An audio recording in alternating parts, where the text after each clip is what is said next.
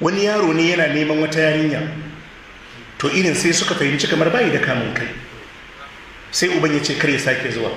To sai yana lallabawa lokacin da uban baya gida sai ya zo kofar gida. To makwabta sai suka gaya ma uban, sai ce idan an same shi a kama shi a kai shi caji ofis kafin ya zo. Da yaro ya zo sai suka yi sanda za su kama shi, saurayi ne matashi. Da ya gane sai ya runtuma da gudu, yana runtuma da gudu sai suka mai ihun barawo. Shi wadda ya mai ihun shi yake ba da labari, kafin ya isa kansa sun buge shi. To amma kuma sai basira sai ya taɓata, ya yi magana rigima zai dawo kansa.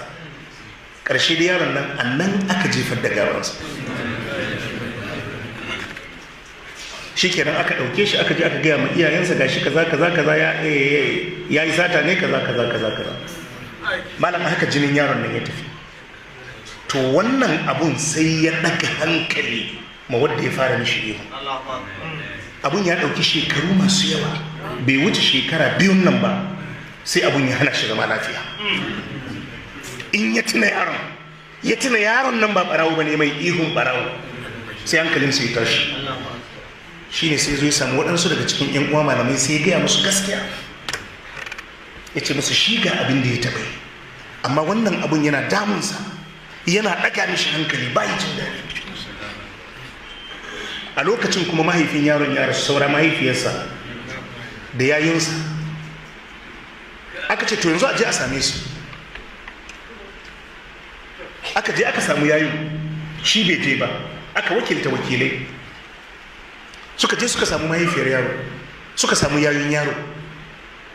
Ce sun zo ne akan maganan wani ɗansu da Allah ya mara suwa lokaci kaza.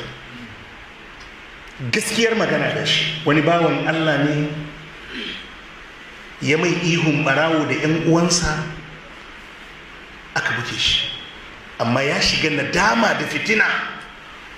Saboda haka ya zo ya sami waɗannan bayin Allah ya ce a zo a yi magana. Suka ce to shi kenan.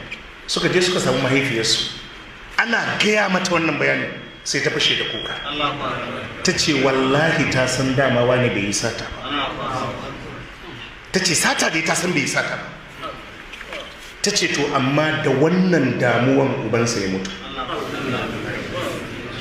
Ƙarshe dai abinda ta gaya wa wakilan da suka je maganar tuntuba, ta ce malam don Allah kar ku ce na kina ku, uban yaron nan ya mutu kuma a gabansa yana raye aka kashe yaron. Ta ce don Allah ina roƙonku, ina neman alfarma, wannan maganar ku yi haƙuri sai ranar alkiyama. Ta ce don Allah a yi mata alfarma, wannan maganar a yi haƙuri sai ranar alkiyama.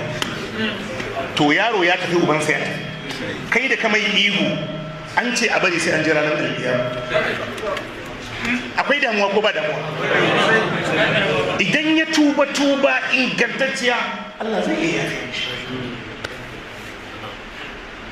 To amma dai